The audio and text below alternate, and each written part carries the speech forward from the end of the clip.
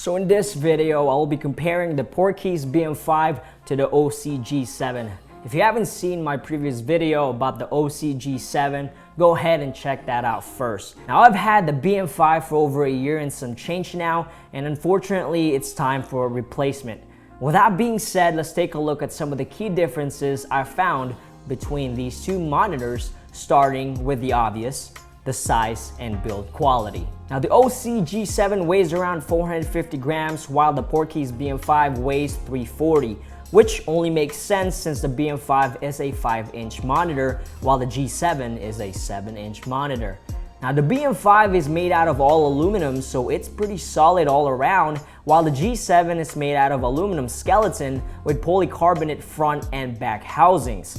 Although I can't say too much about the reliability of the G7 just yet since I just got it this month, the BM5 crapped out on me after 10 months and some change of having it. Now, like I said, it's made out of aluminum, so it's tough.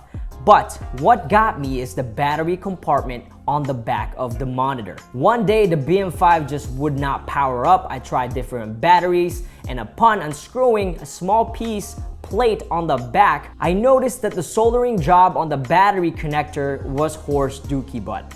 Granted, I can still power the monitor using a P-tap cable or the wall, but using batteries on my BM5 now is just hit or miss. Moving on to inputs and out, both monitors do have SDI ins and outs, but the BM5 only has HDMI in and not out, so do consider that if you need to output HDMI. Moving on to features, both BM5 and Osee G7 are loaded with features from false colors, LUTs, waveforms, vector scopes, etc. Now one of the main differences I've found between the two is that the G7 does have zoom, pan and scan feature, which helps tremendously with focusing, especially in situations like this when I'm by myself, which is 95% of the time. The BM5 has that option for you to control certain cameras and focus with additional Bluetooth accessories, so you can get that if you want. Next up, let's talk about temperature and control. The first generation BM5 gets really hot fast, and to help with this, Portkeys gives you an option to change the fan settings from low, medium, and high. Take my advice though, put it to high all the time if you can, because I'm telling you right now, this monitor gets extremely hot to the touch. Now the only caveat to that is obviously the fan noise, so let's take a look at that real quick.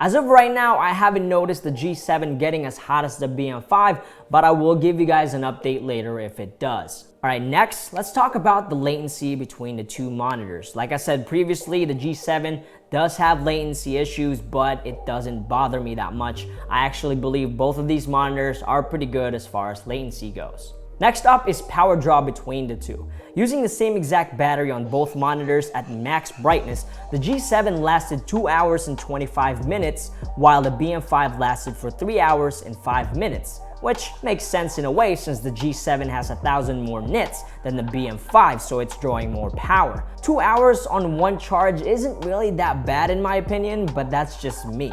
Now the BM5 comes with 4 customizable buttons, which works really nice. The G7 on the other hand lets you customize pages with different tools, so really it's just a matter of preference. I for once prefer the different pages and different tools because I do have more than one camera. Now saving the best for last, let's talk about the brightness between these two monitors. Alright guys, so what we're gonna do now is test these monitors out in extreme sunny conditions. The BM5 is rated at 2,000 nits, while the Osee G7 is rated at 3,000 nits. And as you can see, the Osee G7 is brighter than the BM5. It's really nice. You technically don't even need a sun hood when using this monitor because it just kills the sun.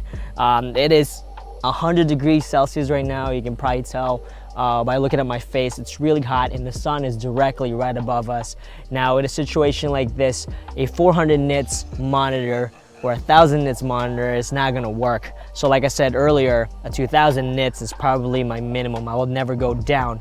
But since the 3000 nits are out now, like the Osee G7, at a really affordable price, it's a no-brainer to get this monitor, because look how you can pretty much see in the middle of the day. And that's an amazing thing for videographers, wedding videographers, travel videographers, pretty much anything in between, because you can shoot in some broad daylight without having to worry about the sun and not being able to do so.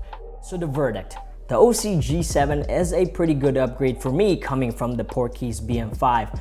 Additionally, if you guys don't need SDI inputs, the Osee T7 is pretty much the same exact thing, but HDMI only, and it's really cheap, like $400 instead of $720 on the G7. Well guys, that's all I got for you all today. Let me know if you guys have any questions, and I will see you guys later.